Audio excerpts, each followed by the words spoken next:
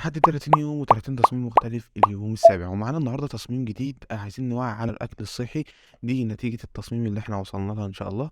تعالَ نشوف الخطوات مع بعض. أول حاجة ضِفت لون عادي سادة، بعد كده ضِفنا شوية إضاءات بسيطة عشان تدّي روح للخلفية، بعد كده جِبت صورة الشخص ده من على النت عادي أو في فيربِك، ممكن تلاقي الشخصية اللي كأنها بتقارن بين حاجتين، بعد كده كبّرت الدماغ وعملت له شوية retouch بسيط وضِفت عليه شوية كاميرا رو. ده كده الشكل اللي طلع بيه بتاع oil paint عشان يدّي له تأثير الزيت ده كده بالضبط، مع شوية retouch خفيف وتفتيح وتغميق بالضبط كده.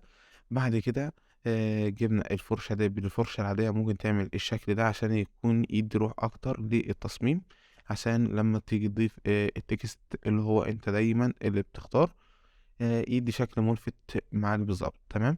ضِفنا بقى شوية الأشكال ديّة للتِكِست، زائد اللي إحنا جِبنا التفاحة ديّة بالشكل اللي قدّامك ده، اللي هو الأكل الصحّي، وجِبنا عليه شكل الجلو ده، ممكن تكتب جلو بس على جوجل هيطلع لك الشكل ده.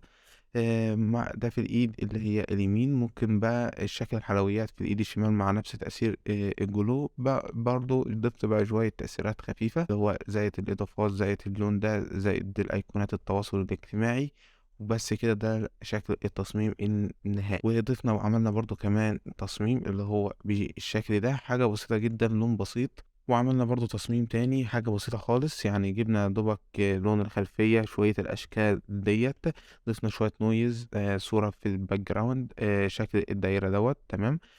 غمّقنا الحواف بتاعة التصميم، بعد كده ضِفنا شكل الدواير اللي هي فوق باللون ده.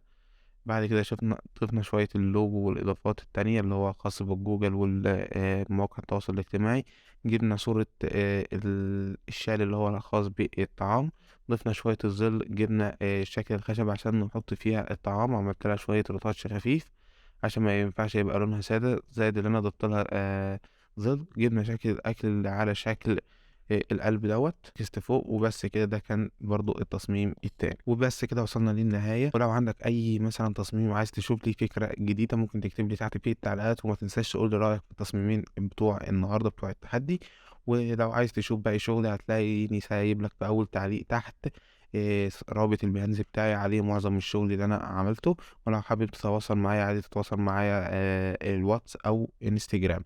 وبكده خلصنا فيديو تحدي 30 يوم و30 تصميم مختلف.